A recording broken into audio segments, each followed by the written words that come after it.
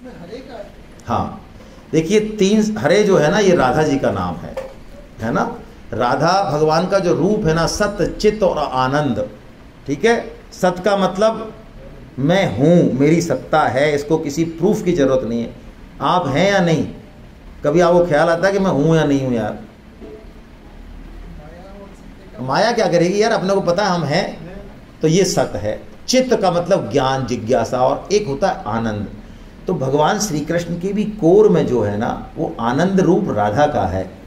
तो ये आनंद कब प्रकट होगा? जब हमारे कष्टों को, शोक को, मोह को कोई हर ले। तो वो जो शक्ति है ना, वो हरा, और जब बोलते हैं उसको सप्तमी विभक्ति होती है तो हरे हो जाता है। तो ये हरे मतलब राधा, वो आह्लादनी शक्ति। ठीक है, एक कैसे मतलब? राम के साथ में हाँ हाँ, वही है। मूल में शक्ति एक ही है, वो जगत जननी सीता के रूप में है ना, वो आह्लादनी शक्ति के रूप। मूल में तत्व एक ही है, अलग अलग रूप है। कुरुक्षेत्र में धर्म क्षेत्र। हाँ हाँ, देखो अब मैं इस मन से ज़्यादा तो नहीं कह सकता, लेकिन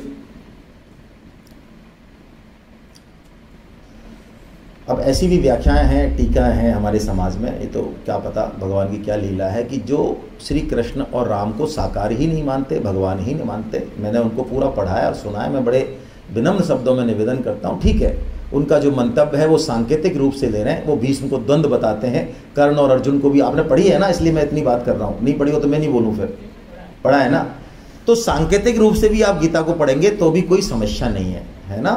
लेकिन हम लोग ऐसा मानते हैं कि भगवान श्री कृष्ण और श्री राम आराध्य हैं हमारे।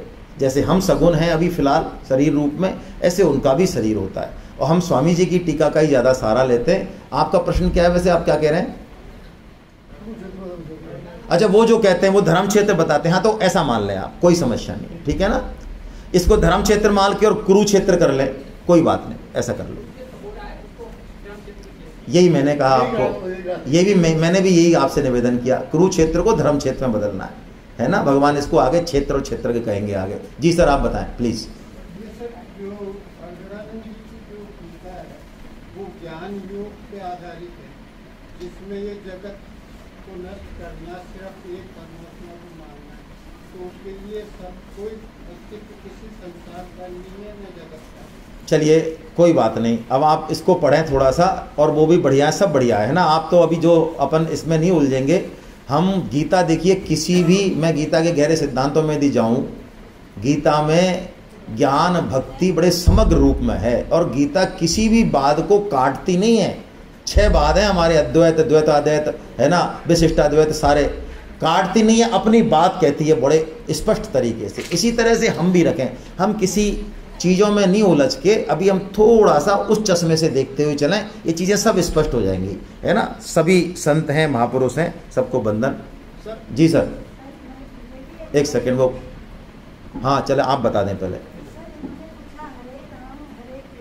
संस्कृत के हिसाब से जो हरि शब्द है उसका संबोधन होता है हे हरे।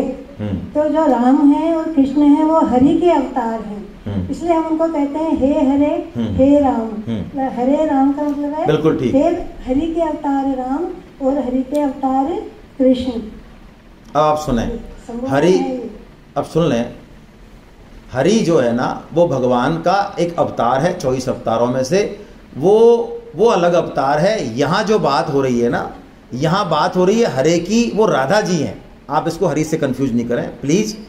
संस्कृत में एक नियम है, मैं बता देता हूँ आपको। जैसे कि आप कीर्तन करते हैं, श्री कृष्ण गोविंद हरे मुरारी बोला ना आपने, ये गलत है। लिखा जाता है मुरारी, बोला नहीं जाता है ना। संस्कृत के नियम है, जिद नहीं करें। मुरारे बोला जाता है। ये हरे से हरे नहीं बना है, वो अलग है मामला, वो हरि अलग है। यहाँ हरे का मतलब वही है जो मैंने आपको निवेदन किया, भगवान श्री कृष्ण की आह्लादनी शक्ति। और यदि आप इसको नहीं मानते तो कोई बात नहीं, अपन व्यक्तिगत बात कर लेंगे, है ना, अपन इसमें उलझेंगे नहीं ज़्यादा। जी सर।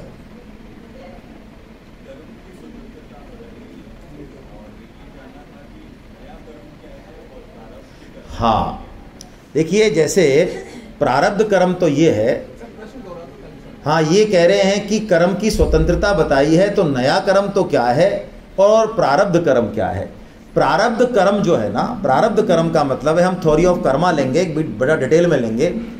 कर्म जब हम करते हैं तो इसको क्रियामान कर्म बोलते हैं। इसका एक फल तो परसेंटेज तो हम ले लेते हैं अभी, इसका 1% जमा होता है डिपोजिटरी में, जिसको संचित बोलते हैं। दूसरा कर्म संचित कर्म है। वो संचित कर्म जो उसमें हजारों करोड़ों जन्मों के संचित कर्म जमा है, हमारे सबके साथ है, डिपोजिटरी है। उसमें से जो कर्म पक जाता है, पकने का मतलब अब फल देने के लिए, उसको प्रारब्ध बोलते हैं, उसी को भाग्य बोलते हैं, डेस्टिनी। प्रारब्ध कर्म कैसे आता है हमारे जीवन में? प्रारब्ध कर्म हमारे जीवन में परिस्थिति के रूप में आता है। आप प्लॉट लेते हैं 5 लाख का, 50 का हो जाता है, आप समझते हैं मेरा इंटेलिजेंट डिसीजन है। आप कोई बिजनेस करते हैं, फायदा हो जाता है, नुकसान हो जाता है, आपको सारी चीजें बड़ी अच्छी मिलती हैं, हर जगह आपको लगता है। और एक ऐसा होता है कि आपके साथ बड़ा उटपटांग होता है। ये प्रारब्ध है, इसको आप चेंज नहीं कर सकते। लेकिन इसका एनालिसिस करके और जो काम करना है, मनुष्य जीवन का जो लक्ष्य पाना है, उस लक्ष्य को इन सामान्य कर्मों से करते हुए कैसे जा सकते हैं, ये स्वतंत्रता हमको मिली है। ठीक है, जैसे पाप कर्म मेरे को करना है या नहीं करना, ये प्रारब्ध से डिसाइडेड नहीं है, ध्यान रखना। लोग कहते हैं अब भाई साहब क्या करें, भगवान की मर्जी थी इसलिए गोली मार दी हमने, वरना हमारी कोई इच्छा नहीं थी भाई साहब। ना ना ना ना, 5.14 बहुत स्पष्ट है, न कर्तत्वम न कर्माणि लोकस्य सृजते प्रभु न कर्म फल संयोगम स्वभाव वस्तु प्रवर्तते। भगवान बहुत स्पष्ट बोलेंगे। प्रारब्ध कर्म ये है, नया कर्म जो हम अपनी इच्छा से, कामना से, उद्देश्य से करते हैं, वो है। बहुत अच्छा प्रश्न है आपका, बहुत सुंदर। और कोई? देखिए मैं बताऊंगा आपको इसको, चलिए मैं बता देता हूं, आप कह रहे हैं तो। देखिए 4 पुरुषार्थ होते हैं, धर्म, अर्थ, काम और मोक्ष। ठीक है, हम पूरी जिंदगी अर्थ और काम में लगा देते हैं। इनको इसी सीक्वेंस में याद कीजिए, मैं थ्योरी ऑफ कर्म पढ़ा रहा हूं, ऐसा मान लें। धर्म, अर्थ, काम और मोक्ष, हम पूरा जीवन अर्थ और काम में लगा देते हैं। लेकिन बड़ा आश्चर्य होगा आपको सुन के शास्त्र की बात, अर्थ और काम इन 2 फील्ड में मैक्सिमम डिसाइडेड है आपका प्रारब्ध से। कैसी पत्नी मिलेगी, सुख मिलेगा कि दुख मिलेगा, धन, पद, सब डिसाइडेड है, मैक्सिमम डिसाइडेड है। मैं तो ये कह रहा हूं आपसे, इसमें भाग्य का, सॉरी, पुरुषार्थ का रोल बहुत छोटा सा है। आप छोटा सा धक्का लगाएंगे, जो चीज मिलनी है वो मिल जाएगी बड़े आराम से, और नहीं मिलनी है मर जाएं आप मर जाएं, आप नहीं बन सकते अडानी और अंबानी। आप कर क्या देख ले भले।